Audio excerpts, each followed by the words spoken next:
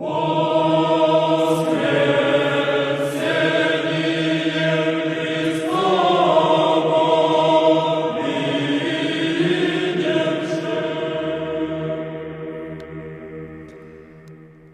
there, fellow internet weenies. This is Andy Ihnatko, internationally beloved technology pundit, and I'm freezing my ass off. I'm outside. It is 23 degrees outside. My ass is being slowly frozen off. Fortunately, I brought plenty. Be prepared, kids. That's the lesson for today. I'm outside for reasons that felt really smart about half an hour ago when I was inside a nice warm house, and that is to replicate the truly wretched conditions that I was suffering just last night when I was sitting outside like many weenies of internet stripe and science fiction stripe and astronomy stripe and basically pan-dimensional, pan-oligothical weenies outside watching for that object right over there. Well, I can't turn the camera around. That big moon-like object to eclipse itself. Rather, it wasn't eclipsing itself. Let's put the blame where it is. It's right here.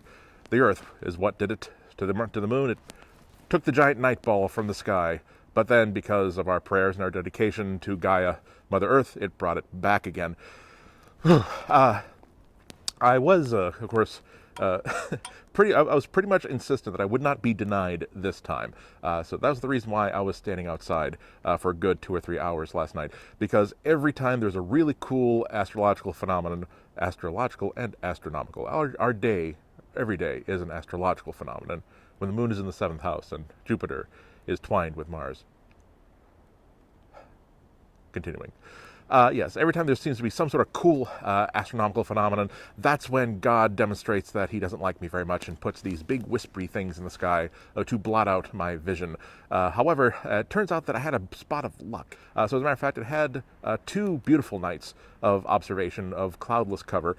As a matter of fact, so well that it was so nice that the night before, I actually took my camera out, witness this camera right here, because I'd never really done a lot of astronomical photography before, so I thought this was a good chance to get a little bit of practice in. And I took this picture, just aimed the camera, I put my nice big 300mm lens on there, which when you snap it onto a digital back, turns into a beautiful 450mm lens, because you double it and then minus half of it to get the focal length there. And I actually took a couple of good pictures. Here, I'll show you. Look at there. The moon. See, it looked pretty good. So the next night I was all excited, got out. I did not have a mug of Coke or anything like that, but I was able to at least do a little bit, get a little hot toddy going on there. And then, unfortunately, I could not remember where I put it. The lens, that is, the really important lens that I needed in order to do this recording. I looked for it downstairs, I looked for it upstairs, looked for it in the office, looked for it in the car, looked for it in the camera bag where I usually keep it, but no. Unfortunately, I think it was someone's will that I use the standard kit lens on this, my Nikon D80, instead of something else. So I did get one good shot. Here, I'll show you what. The bright spot on the left is the planet Saturn. The bright spot above the moon is the star Regulus of the constellation Leo. I totally did not have to look up any of that on the internet. I just happened to know it. Yeah, I'm not sure if it was all that great. Like most of the pictures I take, it's mostly useful as a memento of experience I had, as opposed to a useful thing that's headed for the cover of Sky and Telescope. I would settle for just Sky or just Telescope, but no, it's not worth it for either one of them. So fortunately, I was actually doing 2 different portions of the celestial photography competition. The stills photography competition, which I'd scored a good C in, maybe a C+. In the track and if this were Olympic track and field, I would probably be the Hungarian long jump team. In there with a solid showing, definitely no need to cancel dinner plans for the time of the medal ceremony. Fortunately, I also had my video camera with me, as you can see. Well, see, of course, I can't show you the video camera because I'm shooting this with the video camera. Simple logic, friends, simple logic. And so that was a lot more fun because it was more contemplative. It was a more reflective process. It was just, aiming the damn thing, setting it at full zoom, aiming it in the general vicinity of the moon, and then just letting it run for as long as the battery would run, which, as it turned out, would be about an hour. So That was me just sitting on the ground or standing or milling about as if waiting for a bus. Only in this case, the bus was 250,000 miles away and made of various basaltic rocks. All that sort of cool stuff. The good news is that the moon was probably a lot less to have something on it that would fondle me while waiting to get to the library than the average bus would. So I shot about an hour's worth of video, which was really cool because it was the first time I'd shot anything like that. So it took me a while before I stopped cursing my tripod. I thought, oh my goodness, why can't this tripod lock up? That was perfectly centered on the moon, and now the moon is already out of shot. And then, oh yeah, the moon tends to move around a bit. We live, we learn. So here is a time-lapse photo. This is about an hour's worth of eclipse. Like I said, while the moon was disappearing, I was shooting it with a still camera. While it was nice and red and fiery and in full eclipse, I was shooting it with the still camera. While it was coming back to us, I was shooting it with the video camera. So now let's sit back and enjoy this panoply of the pirouette of Lady Luna through the night sky. Enjoy. Okay, so this is, I think, a little less than an hour's worth of video being compressed down, and it's cool because you can, if you're staying out there in the field for an hour, you spend a lot of time thinking about how cold you are. When you get to watch this unfold in under a minute, you get to just enjoy the panoply. It's also pretty cool because it kind of looks like God is using the Photoshop burn and dodge tool to affect the exposure of just part of the moon here.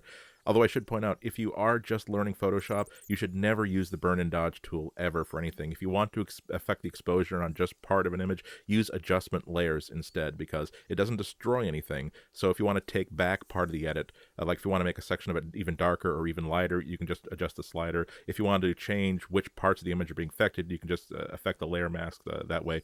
It's just a much better way of doing it. I hate to be blasphemous, but God sucks at Photoshop.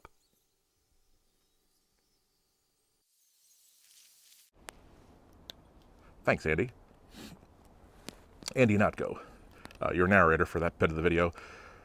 The warm Andy Ihnatko, who 20 minutes from now will be in his nice, warm, air-conditioned office. Yeah, I don't like the planet very much. I like to heat my home and air-condition it at the same time. But the point is that I envy the narrator of that video because, again, he's inside. He's nice and warm. He can't see us. Can you see my breath? There you go. That sort of thing.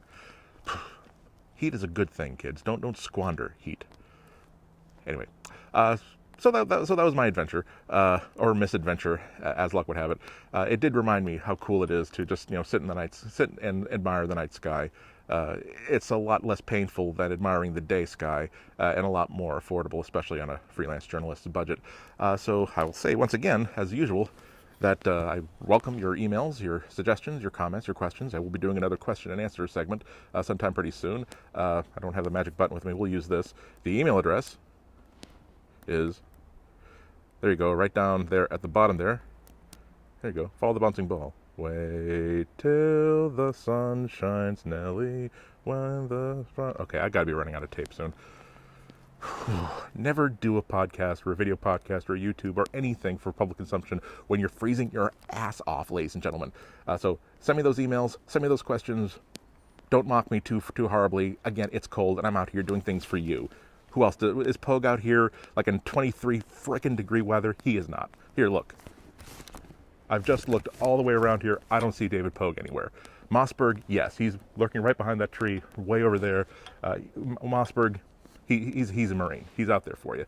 He's just there just to make sure that if you do a battery change, he's got a thermos of hot rum for me. God bless Walt Mossberg. But I'm sorry, this is turning into a rant. See you next time. And before then, enjoy your life.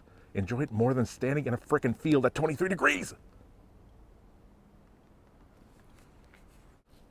Until next time, this is Andy Ihnatko, the spectre of the technology world, reminding you, lock those doors at night.